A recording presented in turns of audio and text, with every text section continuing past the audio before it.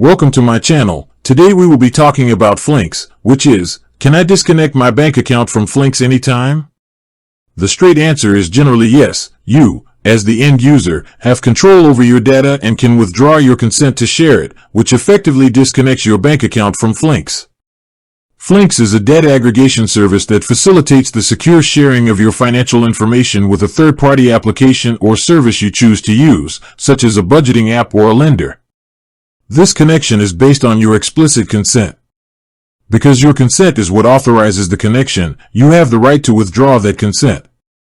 This means you can request to disconnect your bank account and stop Flinks from accessing new data from it.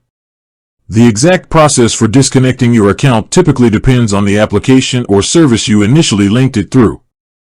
Many services that use Flinks will have a feature within their own app or platform, sometimes in the Settings or Connected Accounts section, that allows you to manage or remove the linked bank account.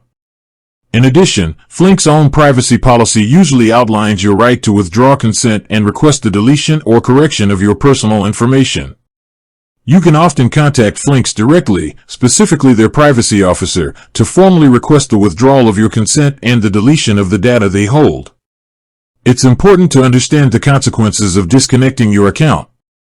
If you disconnect, the service you were using, like a budgeting app, will no longer receive updated transaction data.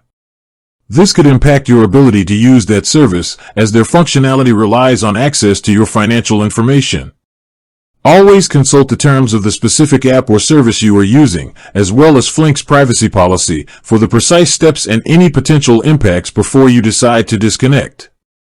With that being said, thank you for watching.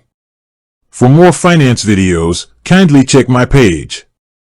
Please like, share, comment and subscribe to my channel. Thank you.